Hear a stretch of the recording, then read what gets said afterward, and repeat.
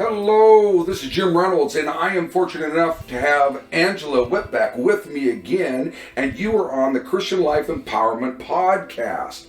And today we're going to talk about something.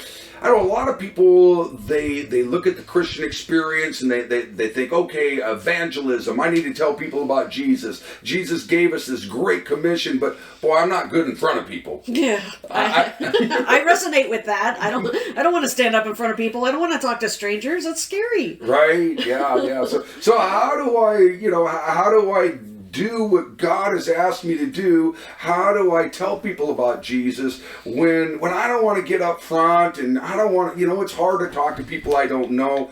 And so what Angela and I are going to talk about today is the simple sphere of influence, this circle of people that are around us.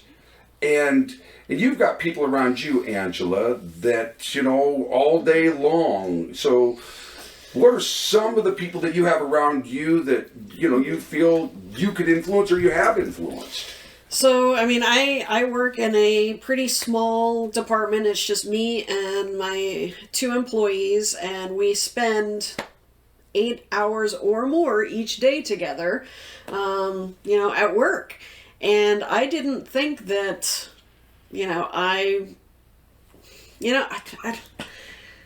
I didn't talk about Jesus openly. I guess some people knew that I was a Christian because sometimes I would do my Bible study in my office before work started or whatnot. But I really didn't think that I was evangelizing or telling people about Jesus until one day, I guess it was probably 6 months ago. We're right in the middle of COVID. Everything locked down, and one of my employees just one day said, "Angela, how are you so calm? How are you not freaking out?" I'm freaking out all the time. And I was able to say, it's because I pray and I have a relationship with God that I know even if I do get sick or, if I do get COVID, that even if I die, it's part of the plan, and that relationship with Him gives me peace. And even though it's hard to explain, I didn't think that I was doing anything different, but my attitude about the whole situation was peaceful, and He recognized that. And so I was able to influence Him, and I didn't even realize I was doing it. Well, the neat thing about it, too, is I don't know this guy, right? Right, and there's no chance that you're going to meet him. Right. The Pastor Nate doesn't know this guy. The best evangelists in the world don't know this guy. Yeah. Right? And so the only person really that was going to influence him was you. Mm-hmm. And that is one of the things about the sphere of influence is that there are people in your life that nobody else is going to be able to reach the way you can reach. And it's funny that you are witnessing without anybody, without knowing that you're witnessing, right? Right. And maybe that they don't know you're witnessing. I remember when I first started I became a Christian again. I'd been gone for 26 years, and I became a Christian, and I didn't really want people to know, right? Because I was just trying to, I was a closet Christian. I didn't want to advertise it out there and have everybody thinking I was some Jesus freak or Bible thumper. And so I'm just kind of keeping it to myself. And then one day a guy walks up to me, and remember, before I came back to God, my mouth, I couldn't hardly say 3 words without throwing out the F-bomb. I was terrible. I was just horrible. But a guy came up to me and he threw out the F-bomb, right? And he threw his hand over his mouth. And he goes, "Oh, excuse me." And I look at him, I'm like, "What? Excuse you for what?" What do you mean, excuse you? Yeah. But somehow people had noticed that I had changed when I wasn't trying to let them know. I didn't want them to know. I was in my own personal space, finding this relationship with God, and I didn't want to advertise it to everybody because, well, it was a little bit embarrassing at first. Mm-hmm. And so, yeah, and And sometimes it's not even people that you see every day. My son and his friend, they live in Louisiana, and they came up to visit. They spent like I think 1 week here, and his friend would take the Lord's name in vain a lot. And I would say, I would ask him not to do that in front of me. And by the seventh day, he would start. I could see him start to say it, but then he would change what he was going to say, and he'd stop doing it. And then they went home. Well, I saw him. I went down to Louisiana to visit them about 8 months later, and the first day he said it. He took the Lord's name in vain, and as he was finishing, he's like, "Oh, I'm so sorry, Miss Whitbeck." And he apologized. And I hadn't seen him in 8 months. Right. But that one interaction that we had for those 7 days of me just saying, I really rather you not do that in my presence, affected him. So it's people that is in your daily life, but also people that you could have a chance encounter with. I mean, you can be at the grocery store, and the way you treat your cashier, that person is in your sphere of influence at that moment. Yeah. And you can affect them for years to come by one interaction. And that's why that's humbling, and it makes me really question some of the things I've said and done, and wonder, how has that stuck with that person for years? Well, and there's the other side of your sphere of influence, because when people know you're a Christian, say you're at work or wherever, and you've let it known, and by your actions, people should know, right? I mean, if you're plugged into the power source of the universe, you're going to shine. I mean, there's just no two ways about it. So people are going to know, and what's really got me at times is when I haven't reflected God really well, something's happened at work. I've got frustrated. I said the wrong thing, or I'm in a crowd of guys, and they're talking about something, and I'm kind of in with the conversation, and I realize I should be in with this conversation, whatever. There's times where I haven't, and I've gone away feeling sick sometimes, because these people are looking at me knowing I'm a Christian, and if I am not upholding the image of God, see, that alone right there is taking the Lord's name in vain. Yeah, without even saying it. Saying it. Mm-hmm. And so, but yeah, the sphere of influence, it starts real close to home. It starts with your family, right? I think, and that's one of the most important spheres of influence, because our children are our future. And I know that sounds kind of cheesy, but our actions, our words, the influence that we have on our children and our families has such a lasting effect. No. And I start to get choked up when I talk about that, because when my son was small, and we were still a family, well, in one house, I was not going to church. I was not an active Christian, and got divorced, and I moved up here, and he stayed with his dad, and his dad's not a Christian. So I pray so often that somebody will come into his sphere of influence who is a Christian, who can show him to God, because I don't have that influence over him anymore, unless he comes to visit me for short periods of time. So it's so important how we use that influence in our homes. Yeah, and Andrew, you may have more of an influence than you think, if just by your life. Because people are watching us. Right. They're watching because there's something different about us. We're not acting like 80% of the rest of the world, and at least we shouldn't be. Paul calls us to come out of the world, but we can't go to another planet, so we're still in the world. But yeah, just the way we live should be should be a sermon. And it is. Whether it's a good sermon or a bad sermon. Yeah, that's true. You talk about the kids, and it's funny because I was driving, I took my grandson to our little church. Angela and I are starting a church plant in Oregon City, and Angela was gone last week because we'd been doing it at her house, but so we went and did it out on the Christensen farm. And so I thought that'd be a great time to take my grandson, and I took him out there, and on the way we started talking about God, and we had this discussion about Satan. And I don't even remember how it all went, but I was sitting there kind of giving him the whole great controversy. He's 6 years old, right?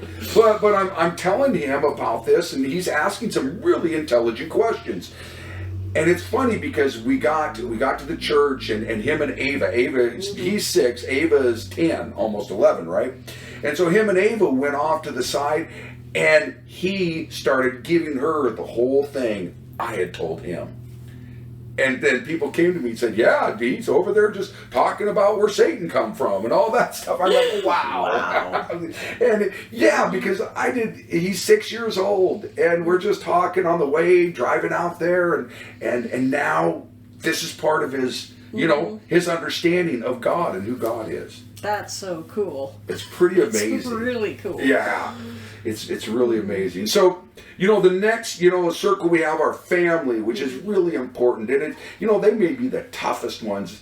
I know it's hard. Yeah, I pray for somebody to come into my kids' lives too, that will influence them. I mean, I know that they're looking at me. I know that that's influencing. I know that my grandchildren are influenced, but I'm not the best one to tell them. Well, and sometimes having an outsider, somebody not in the family, tell your kids about Jesus. My son will sometimes listen to his friends if he thinks his friends are smarter than mom, and it's just kind of the way kids go. We think we're smarter than our parents, or they don't know everything, and so the next, I would say your next circle out is your friends and acquaintances, or friends and work. Yeah, and so, so you talked about the grocery store. You have chance meetings, but, you rarely see those people again anymore. Right.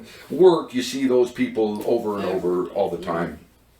I remember I had a really good experience at one place I worked because, well, it all started, I'm sitting in my car, and I'm getting ready for a Bible study that we used to do back then. We used to do a Wednesday night Bible study at the coffee shop, right? Right. And so I was leading out that night, and so I was looking over it and trying to go through it, and there was a bunch of guys behind my car outside. And I worked in this, a machine shop, and so there's like 5-6 guys back there. It's at lunch, and they are just cursing up a storm, and they're talking about women in a very derogatory way with some very bad words, and one guy was especially bad.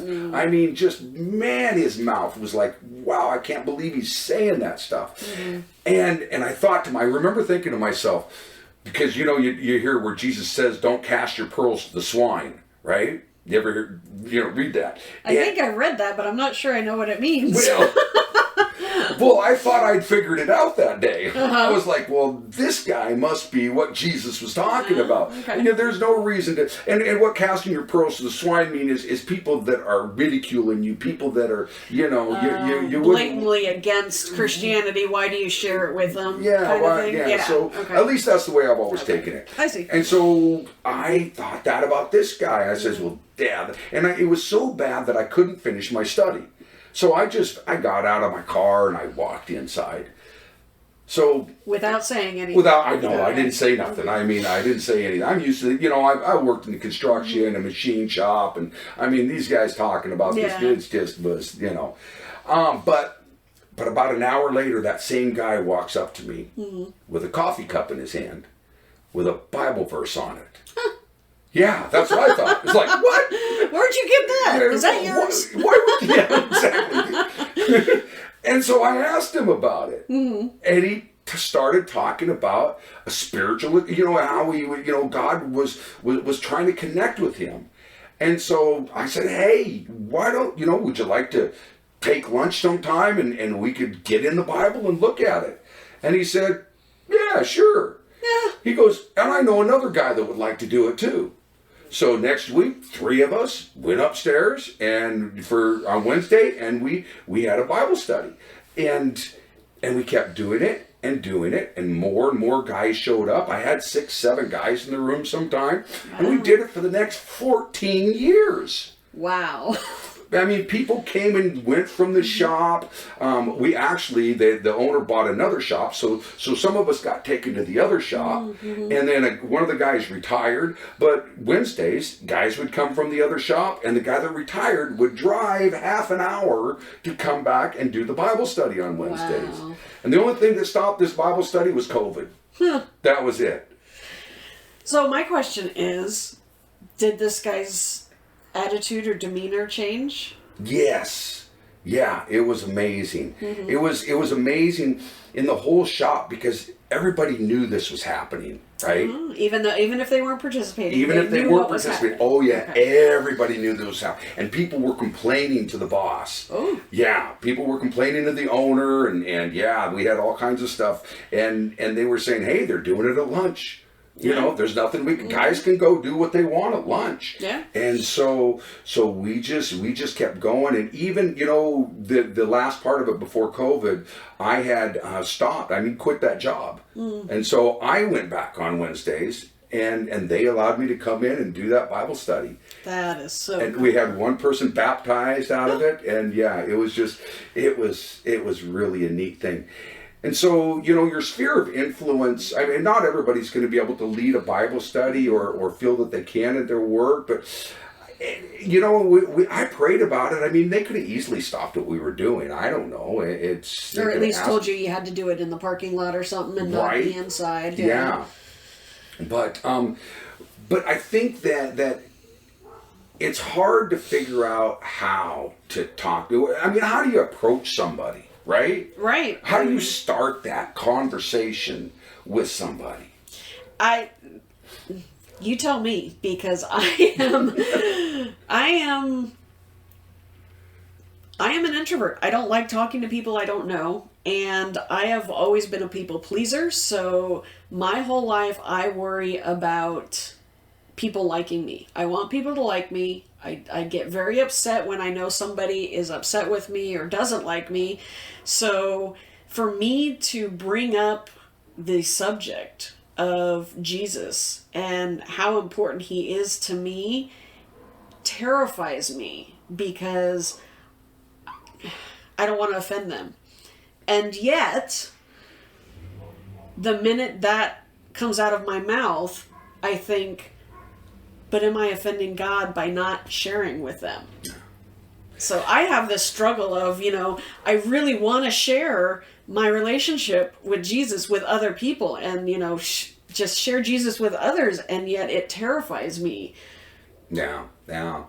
And a lot of Christians, when they first become Christian, are on the other side of that, right? They're extroverts like me, and they may be, you know, they felt this influence of the Holy Spirit, and they have felt this peace that's been brought to their lives, and their lives have been changed. They want to tell everybody. I mean, it's kind of like, you know, that person, I don't know how the people do it, that they win the lottery, the multi-millions, you know, and you hear them talking about it on TV, and we don't know who won yet. You know, we don't know. Right, we're still be quiet. Yeah, they're trying to be quiet and do with their lawyers until it's the right time, because they don't want to get bombarded. I would have such a hard time not telling everybody about call the boss, that, right? I quit, you know, tell my family. Yeah, right. Yeah. The whole world would know. And that's how I feel about Jesus, but it's the barrier of fear that stops me, and I want to learn how to get over that and how to break that barrier. Yeah, well, I mean, Satan's always going to make you feel that. Satan is always going to bring that fear into your mind that you're going to get ridiculed, that you're going to, you know, this person isn't going to like you, and you're not going to be the cool guy, you know. Yeah. I've never been the cool guy, Jim. Well, you're the cool girl.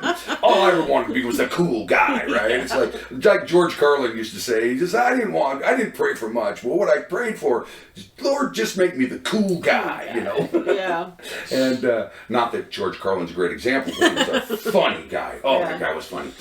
But the thing is, that's always going to be something that we're going to fight with, even us extroverts in a way. But here I will tell you the one thing that changed my ability to help people find a relationship with Jesus. And that was to look for the low-hanging fruit. Okay. So there's fruit that's ripe. There's people wistfully looking to heaven, right? There's people that are looking up to heaven and saying, God, bring me something. Bring me somebody. And you know what? Almost every person on the planet is going to have that moment where they're wondering, because God is real, right? Right. He's working on all of us. Right. And there is a point in time where God is going to say, hey, it's your time. I'm here. What are you going to do about it? And if we can live as Christians, and if we can reflect the light of Jesus, when that time comes, there'll be low fruit. Don't go for the fruit at the top of the tree. Don't go for the fruit that's still green, right? Right. Okay? Like you thought the guy was. Yeah. Go for that fruit that's dripping, that's hanging so low you're gonna hit your head on it if you don't pick it. So start easy and work your way up. Start easy and just start easy. Don't work your way up. Don't work, yeah. No, just start easy, because I will tell you something. If the Holy Spirit is not got a hold of somebody, you're not going to change their mind. Yeah, nothing you say is going to work. I mean, if there's one thing I've learned in this political season, I don't care which side of the politics you are on, you are not going to change somebody's mind if they've decided they're going to think one way. It's just Right. not going to happen, right? And it's the same way with spirituality. This is a big decision in somebody's life. I mean, how did your life change when it happened, right? You got to remember when it happened. Do you? Yeah. Well, I don't know that it was really one moment, but I was affected by Hurricane Katrina and pretty much lost everything. And at that moment, I decided to see God's hand, that this was my opportunity to get out of a bad marriage and to move across the country and put myself in a different situation, and reconnected with my first love, and got married and been married for 13 years now. And he was a Christian, whereas my ex-husband was not. And it just, for me, I think it's been a whole bunch of little things, and recognizing God has been there all along. I just didn't see him. Yeah. But you had to have that Katrina. I mean, some people have a catastrophe in order to change. Well, that's a pretty big one. Yes. Because prior to that, I was on the verge of being an alcoholic. I was in the bars every night. I don't want to remember the person I used to be. Right. But I look back every once in a while to see just how far God has changed me and brought me.